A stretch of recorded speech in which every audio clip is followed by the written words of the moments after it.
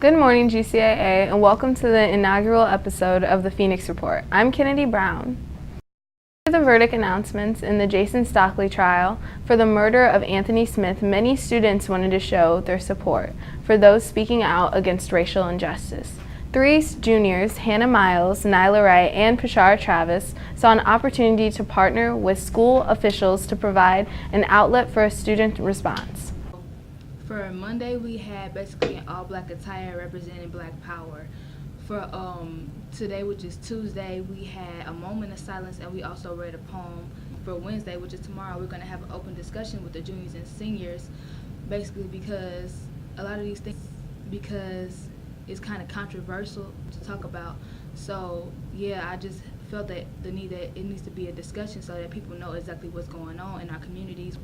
And for Thursday, I believe, is a tape over the mouth, and also another all-black. Once again, black is representing the Black Power, and the tape over the mouth is representing our silence, how the black people who are dead in our communities will be silenced for eternity.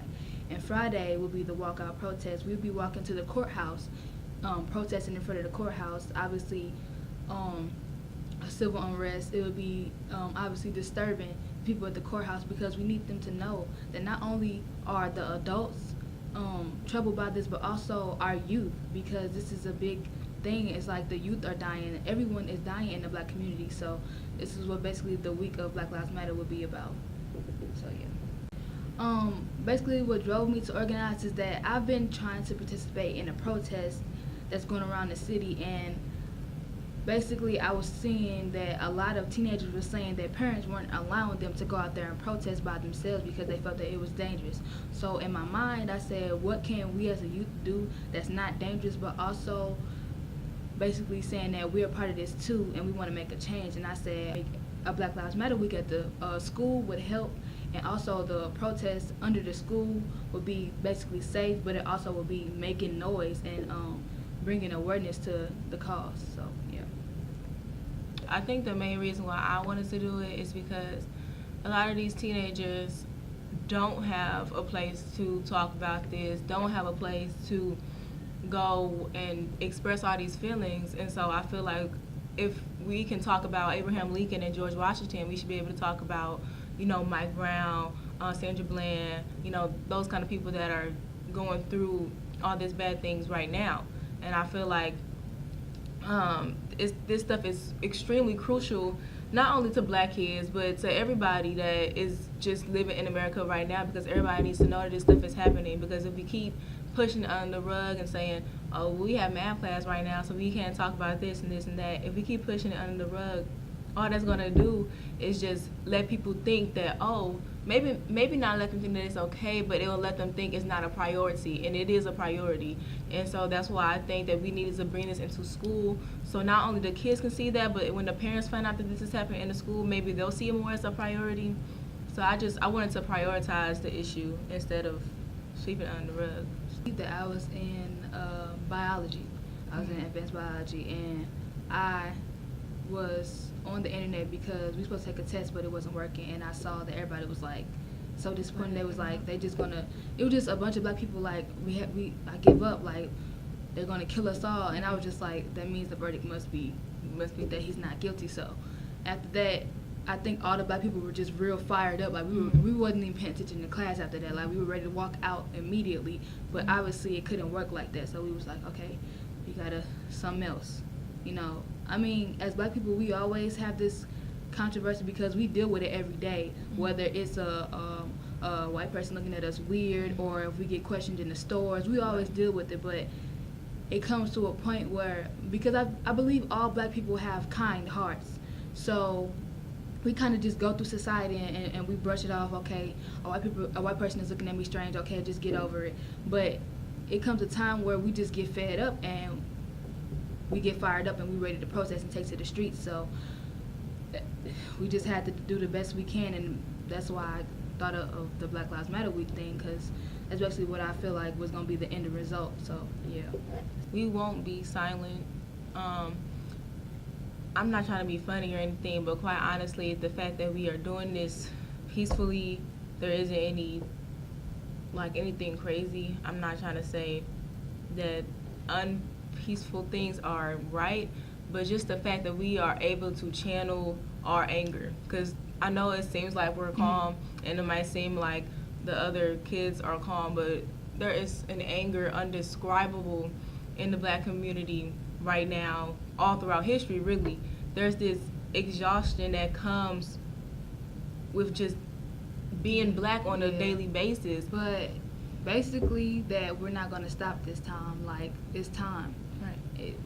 We're not done. Like, this is like, usually we protest. Okay, we're done. Right. We're not done this time. We're gonna do everything in our in our power to make sure that y'all will not keep putting us through genocide and oppression. Like, it's over at this point. This is gonna be the last year. I guarantee you that this is gonna be the last year. And so, the point of this, like, was to show not only do you have black adults, but you also have the black youth who is exhausted, and we are about to do everything in our power as a black youth to make y'all know that we are not about to live through oppression anymore. This is the last year that y'all will be killing us. This is the last year that we've lived through genocide. This is what the message was. So, yep.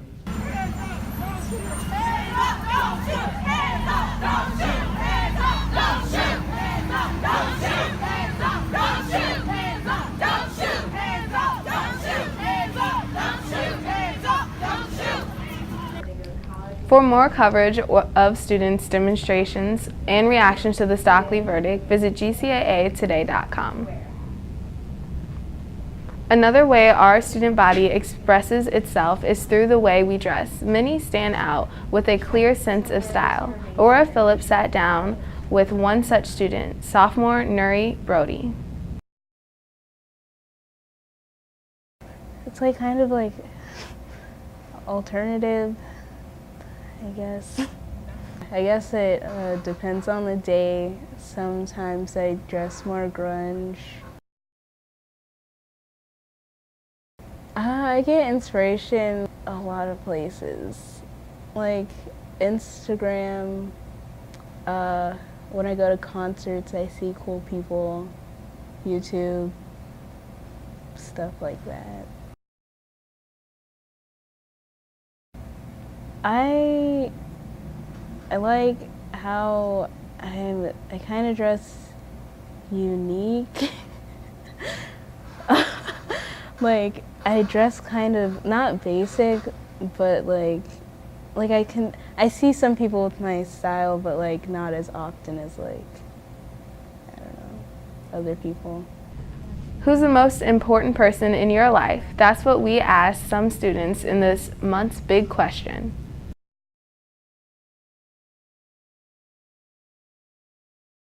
Probably my mom. My mom is the exact opposite of me, so that's why she inspires me. And she's just very good at like working and at tasks and at being directly minded and not having like anything get in her way, and I respect that a lot. Probably my dad, because he's always there whenever I need him for anything. He's really patient with me if anything's happening. I think I would say the most important person in my life is my little sister, because she doesn't like take crap from anybody, and she's very much her own person, and she doesn't care like if somebody else doesn't like what she likes. She's just very sure of herself, and she knows who she is as a person, and that's something that I respect wholeheartedly. Probably my grandparents. I don't know, I just look up to them a lot. They went through a lot of stuff. They're really old, so they were actually like children during World War II. So they kind of dealt with a lot of stuff, so they kind of can pass information on. I think I'd probably have to say my mom, because I know she has sacrificed a lot for me, and she was working like 4 jobs just so we could keep our house after my parents got divorced. And I know she's always gone out of her way, like extremely out of her way for like the littlest things for me. And I know she'll always be there for me, and she's always trying to make sure I'm okay. And like even if she got like 3 hours of sleep, she's always like putting a lot of attention into me. and I just really appreciate that. And she's just really important, and I don't know what I'd do without her. My sister, because my sister, she is the one that I look up to the most. She is my big sister, so and whatever she does, I want to do. And she gets, like, she's a very good, she's a good student academically and stuff. And, you know, she knows her stuff, you know what I'm saying? So, like, it's good to have somebody that you can look up to and somebody that can help you get through the times that you can talk to, because sometimes you can't talk to your parents the way you can talk to a sibling or a friend. For even more stories and school news, check out gcaatoday.com. If you have a story idea or a news tip, email us at tips@gcaatoday.com. For the Pheonix Report and GCA Student Media, I'm Kennedy Brown. Thanks for watching.